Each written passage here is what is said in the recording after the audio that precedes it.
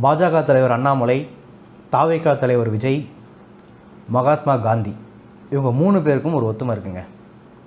அஸ்ட்ராலஜிக்கலி ஒரு ஒத்துமை இருக்குது. அது என்ன அப்படின்னா, இவங்க 3 பேருமே கடகராசி.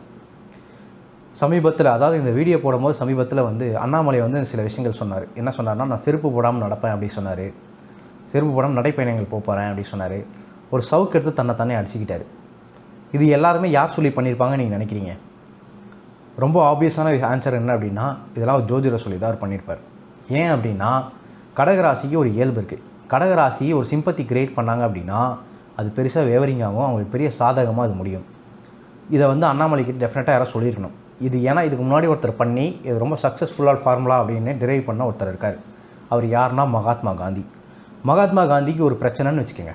அதாவது நாட்டில் ஒரு பிரச்சனை அப்படின்னா அவர் ஒன்றுமே பண்ண மாட்டார். அவர் வீட்டில் அவர் பாட்டு உண்ணாவிரதம் இருப்பார்.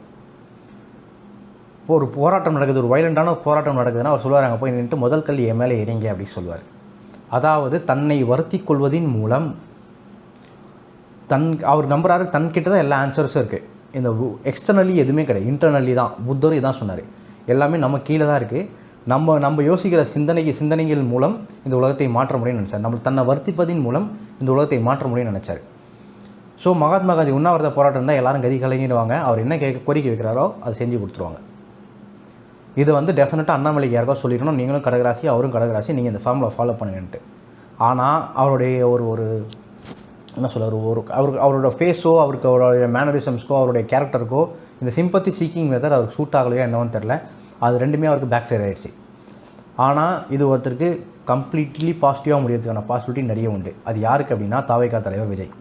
அவர் ஒரு வேளை உண்ணாவிரத போராட்டங்கள் மேற்கொண்டாலோ, போலீஸால் அடிபட்டு ஜெயில் போனாலோ, இல்லை அவர் தன்னை ஏதோ ஒரு வகையில் வருத்தி ஏதோ ஒரு கேஸை வாங்கி ஏதாச்சும் பண்ணார் அப்படின்னா நிச்சயமாக தாய்மார்கள்லேருந்து எல்லார் ஓட்டும் அவர்களும் ஐயோ இந்த பையனையே அப்படி படுத்துகிறாங்க அப்படிங்கிற எண்ணம் எல்லார் பக்கமும் நிறவி அவர் டெஃபினட்டாக எலெக்ஷனில் ஜெயிக்கிறதான பாசிபிலிட்டி இருக்குது. ஆனால் ரியலாக பண்ணோம், மகாத்மா காந்தியுமே ரியலாக போய் உட்காரணும், அந்த இடத்துல ரியலாக உண்ணாவிரத போராட்டம் பண்ணணும், ரியலாக போய் அடி வாங்கணும். அப்படி பண்ணார் அப்படின்னா அவருக்கு நிச்சயமாக அரசியல் எதிர்காலம் பிரகாசமாக உண்டு. அதேபோல் கடகராசியை சேர்ந்த இன்னொரு நபரும் இருக்காங்க. அவர் யார் அப்படின்னா அஜித்குமார்.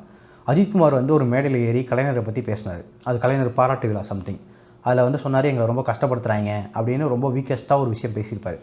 அந்த விஷயம் பேசின உடனே சினிமா துறையிலையும் சரி மற்ற மக்களோட மனதிலும் சரி அவருக்கான மைலேஜ் ரொம்ப இன்க்ரீஸ் ஆச்சு. ஐயோ அந்த குழந்தை பாவம், அவர் போட்டு கஷ்டப்படுத்திருக்காங்கய்யா அப்படிங்கிற டாக்கு தான் மக்கள்கிட்டையும் இருந்துச்சு, மீடியாக்கிட்டையும் இருந்துச்சு, சினிமா துறையிலையும் இருந்துச்சு. ஸோ ஒரு கடகராசி தன்னோட கஷ்டத்துக்காக சிம்பத்தி சீக் பண்ணாங்க அப்படின்னா, உண்மையிலே கஷ்டப்பட்டு சீக் பண்ணாங்க அப்படின்னா டெஃபினட்டாக அவங்களுக்கு பாசிட்டிவாக முடியாதான பாசிபிலிட்டி நிறைய உண்டு.